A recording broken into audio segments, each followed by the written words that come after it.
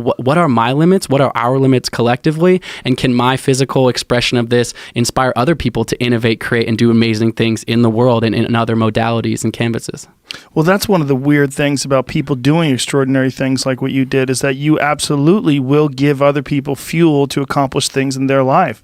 Inspiration is so critical for human beings. I mean, I draw upon it from so many different sources, from David Goggins and a bunch of my other friends, like my friend Cameron Haynes, and a lot of other people that are endurance athletes and different people that I've interviewed on this podcast.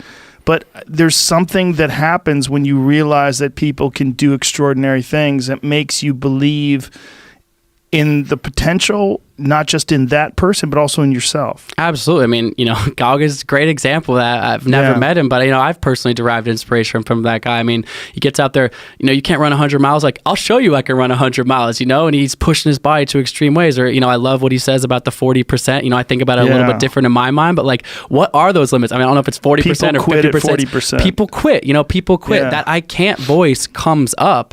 And, he's proven it, so as many other people, of actually when you say I can, actually when you don't stop, you get stronger. And for me, in my own story, in my own journey, I think that final day, that final 32-hour push proves it. 3 days before that, I'm videotaping all this. I'm trying to capture as much content to be able to share with people of this crazy, weird place that's Antarctica by yourself. And like day 49, day 50, like I'm literally crying into my GoPro being like, I'm running out of food. I'm exhausted. I don't know if I can keep doing this. I'm just like worked, right?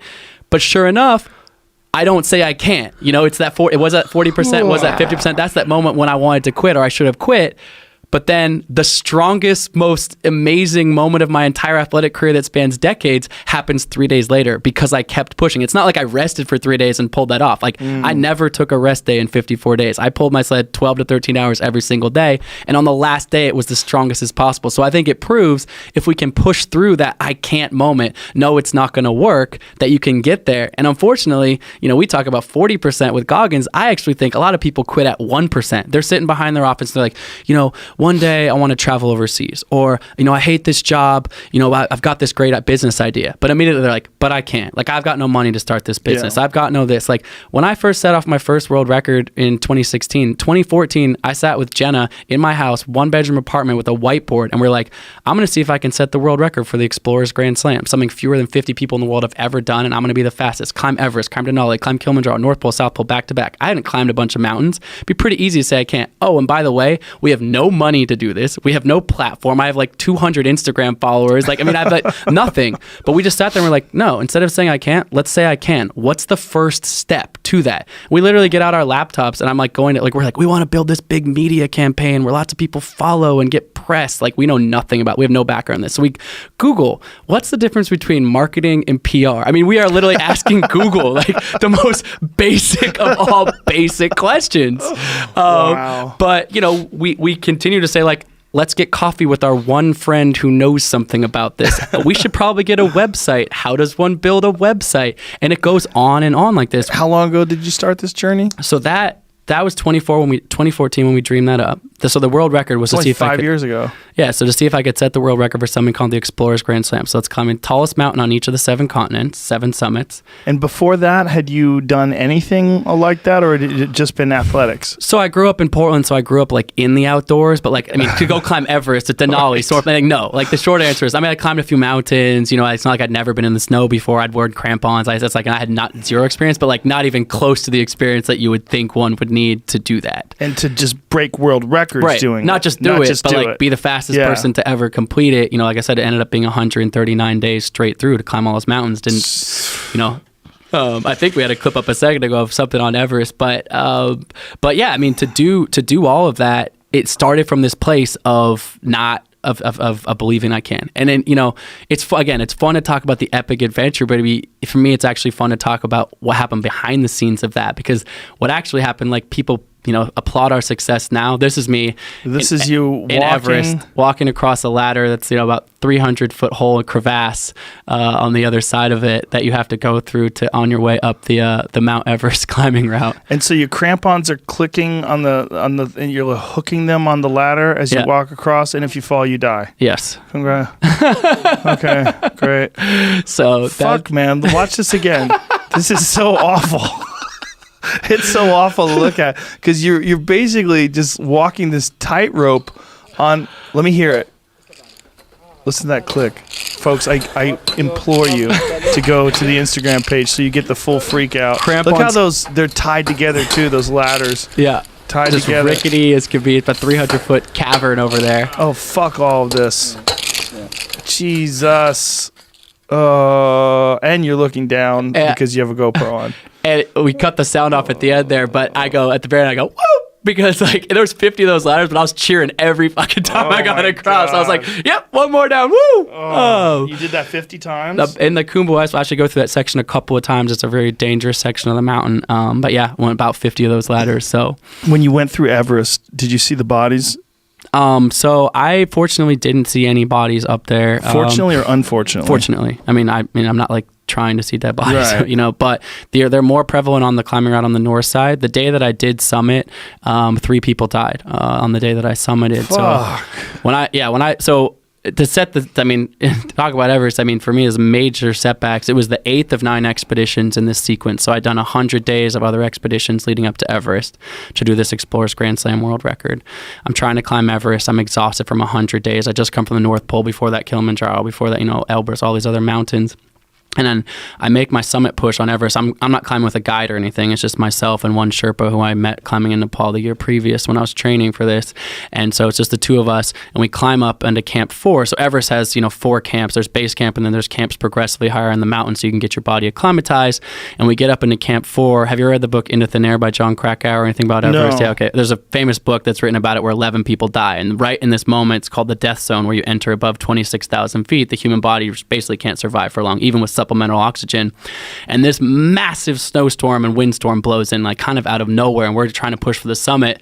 It takes us 2.5 hours just to set up our tent and get inside, and we know like it's over. Like we're not going to summit Everest like in this storm. There's no way. So we just survive the night, wake up the next morning, still getting pounded by this weather, and actually have to climb back down the mountain. So climb back down the mountain all the way to Camp 2, and they're like, well, that's probably it. Like you don't usually like spend a night out in the death zone and like make a second attempt, and you've already tried all these other mountains. You're 100+ days in this journey. And I was like, man, I want to see if I can get back up there. Like, and this other guy who I met on another team had some supplemental oxygen. So I had to use some of my supplemental oxygen. So my supply stores are limited now as well. And so he says to me, hey, I'm not going to go up. I'm sick. But if you get back up to Camp 4, there's a couple bottles of oxygen that you could use of mine if you somehow get back up there. So sure enough, Pasang Bodhi, that's the name of the Sherpa I was climbing with, amazing climber himself. We get back up to Camp 4 in the death zone, and we decide we're going to go for the summit. We call back down to base camp, what's the weather forecast? And they're like, well, it's the exact same forecast we told you before. It might hold, in which case you'll be fine, or it might turn into what you guys just survived. And if you're not near your tent and you're up on the summit ridge of Everest, like it's going to get like pretty bad. And so we kind of go back and forth. Should we go for it? Shouldn't we go for it? We just decide to go for it. But this crazy thing happens, which is, you may have read about this or heard of this if you know much about Everest, but basically, no one climbed Everest in 2014 or 15 because a huge avalanche killed 16 Sherpas in 2014. The mountain was closed. And in 2015, there was a huge earthquake in Nepal that shut the climbing season down. So no one's even climbed the mountain in 2 years. But all of a sudden, because of these weather delays, I end up there and there's 100 people going for the summit on the exact same day. So basically, traffic jam on the worst fucking place to be in a traffic jam possible. God. So Pasang Bodhi and I, we go, okay, let's figure out how to climb this thing. And we leave camp. There's a photo that I took for leaving camp. There's all these lights going up the side of the mountain, and it's because there's one rope that everyone works to put in, so everyone's using the same rope. And all of a sudden, we're behind 100 people. And if you stand there, wind chill minus 40 degrees, like we're going to get frostbite, like we're going to not be able to make it. And so Pasang Bodhi and I look at each other and we go, let's unclip from the rope. And so we actually decide to unclip from the rope, climb up all the way to the balcony from the South Call, the death zone area I was mentioning before, up to about 28,000 feet on rope, because we actually think it's more dangerous to climb roped next to behind all the people than it is to risk a fall. Right, you don't know those people. You don't know what they're like. And people are, you're on Everest at 28,000 feet, and people are walking, one step per minute sometimes. It is brutal. And so, I'm walking maybe 2 2 steps every 30 seconds, but I'm like Usain Bolt, like flying past these people. Yeah, this gives an example of like, so you're in it like the worst place in the world to be, in a traffic jam, as you can see here from this photo I posted that day. But anyways, I get up to this edge, and it's too steep. It's too dangerous for us to be unclipped from the rope any longer. We're like, we're just going to have to clip in and settle in behind. We'd passed like 50 or 60 people, so we're in a much better place than ever. I still have this one big puffy coat. It's actually the same puffy coat I used in Antarctica, the big like Michelin Man coat. And I'm like, we're going to slow down. I better put this big jacket on. And so I take my jacket off. I undo my gloves real quick to put this big jacket on over me to warm myself up. And I look down, and my right hand is black, like just black as black can be. And I'm like, holy shit, like telltale sign of frostbite. Like, oh my God, like the same thing. We've got school kids following along. We got family fun, the whole thing. And I'm like, oh my God, like I'm going to lose my right hand. Is Jenna still going to love me? What's my family going to think? And then I don't say anything to Pasang Bodhi. I jam my hand back in these big gloves and I go, okay. And I don't recommend this thought process, but I go, well, if I'm going to lose my hand anyways, wouldn't it be cooler to lose my hand, but also have summited Everest? So how black was it? I mean, it was black, like black. Like so, this yeah, can like of that coffee? can of, yes, like really? black. I mean, it was black. Did you take a picture of it? So the sun was just below the horizon, so it was like dusk, and I look down at this point, and then the sun comes up, so I jam my hand back in this glove, and I don't say anything to Pasang Bodhi. I'm like, let's keep pushing for the summit. So we go for the next 3 hours, and the whole time in my mind, I'm like, oh my God, I'm such an idiot, like, I'm gonna lose my hand's frostbitten, and this and that. And so we get up, and we're about 30 minutes below Mount Everest summit, and it should be a beautiful moment for me. Like, since a little kid, I dreamed, like, summiting Everest would be, like, the greatest accomplishment of my life. Oh my God. And I'm thinking, like, just in this dark place. But I also haven't taken a single photo, basically. And I'm like, well, I got to get, like, a photo or a video of, the famous Mount Everest summit. So I pull up my GoPro to shoot a video. I shoot this short little video which kind of shows this crazy exposure that I'm on. Like one side 5,000 feet down into China, on one side 5,000 feet in Nepal, on this tiny little knife edge ridge. And of course I have to adjust my gloves again. Yeah, this is from the summit. I pull my GoPro out and have to mess with my gloves, put it back in, and I look at my hand and I start going, waving my arms in the air, go, Pasang Bodhi, my hand's back, my hand's back. And he's like, what are you doing? It just so happened that the glove warmers in my gloves, the chemical hand warmers, had broken open, and the charcoal and the copper filings of the chemical hand warmers had dyed my hand black. Oh, jeez. And my hand was completely fine. Oh, God. And so, yeah, this clip here, if you play it from the top, is me reaching the summit. That's Pasang Bodhi right there. But so when I'm on the summit of Mount Everest, top of the world. No words can describe. wow. So, yeah. Did you experience any discomfort in your hands before?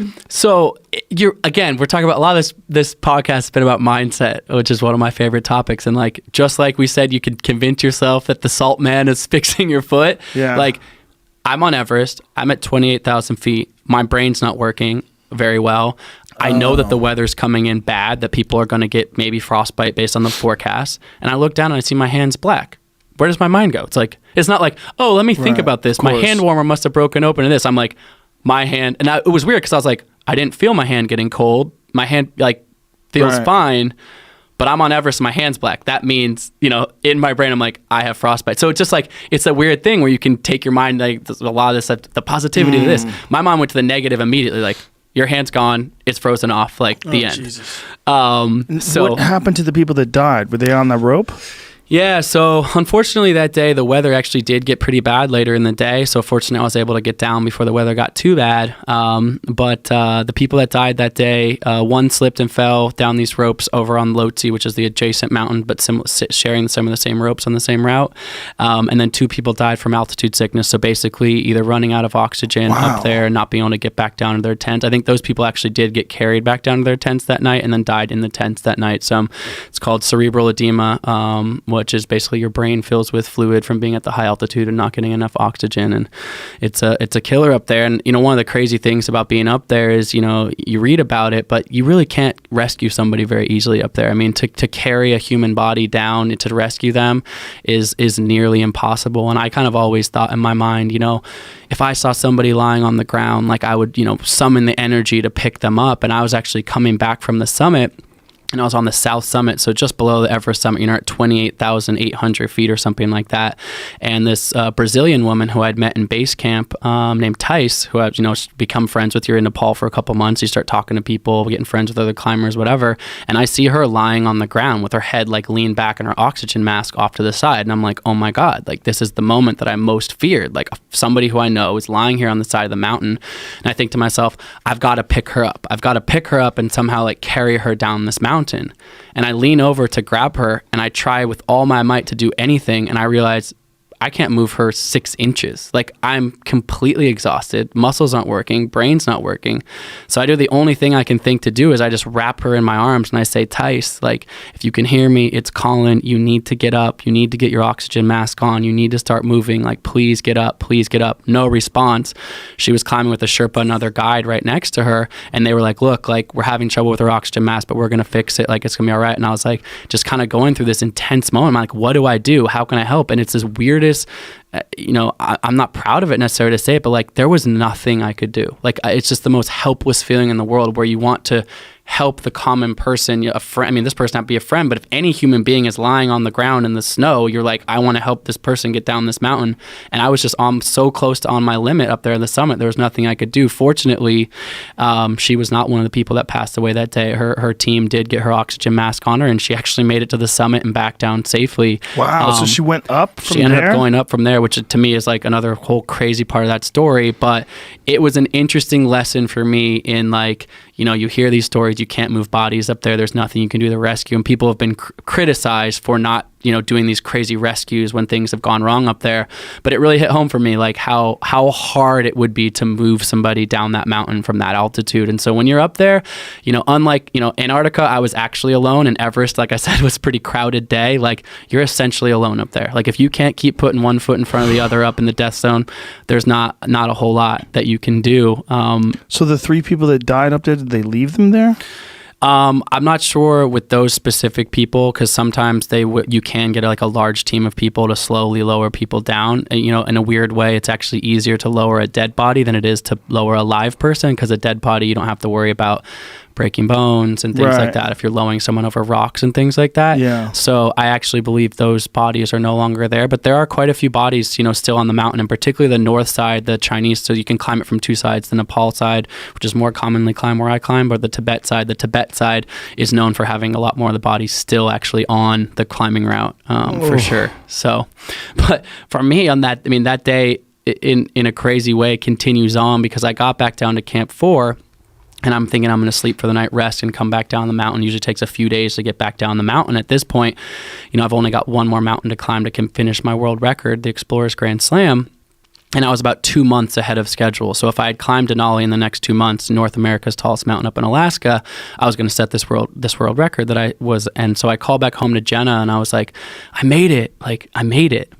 And earlier in the day, when my hands had gotten frozen, I had actually had heated boot warmers. And so I had turned the heat in my boot warmers up as hot as possible. So I'm like, if my hand is frostbitten, what would my feet look like? So I cranked those up as hot as possible.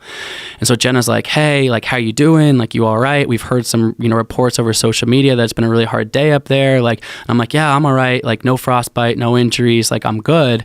And I was like, well, actually, I burned my feet. And she's like, oh, frostbite? Like, how bad is it? And I was like, no, not frostbite. I actually burned 2 like silver dollar circles in the bottoms of both of my feet from turning my boot warmers up too much. And she's like, wait, let me get this straight. Like, you climb Everest, you don't get frostbite, but you burn yourself? She was like, your feet, fire, like, just like, it's a bad situation.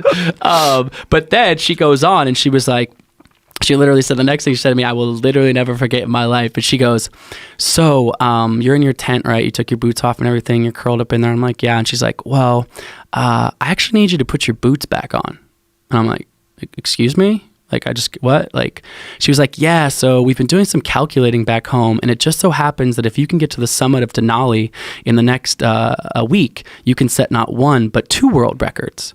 And I was like, well, that sounds nice, but like, I'm on the summit of, below the summit of Everest. How the hell is that going to work? She's like, okay, put your boots back on down now. Climb all the way back to base camp. There's no time for you to sleep, but a helicopter is going to take you to Kathmandu. No time for a hotel, no time for a shower, but an evening flight is going to take you to Dubai, to Seattle, to Anchorage. And instead of having 3 weeks to climb Denali, you'll have 3 days. But if you can do all of that, you'll set another world record. Like, ready, go.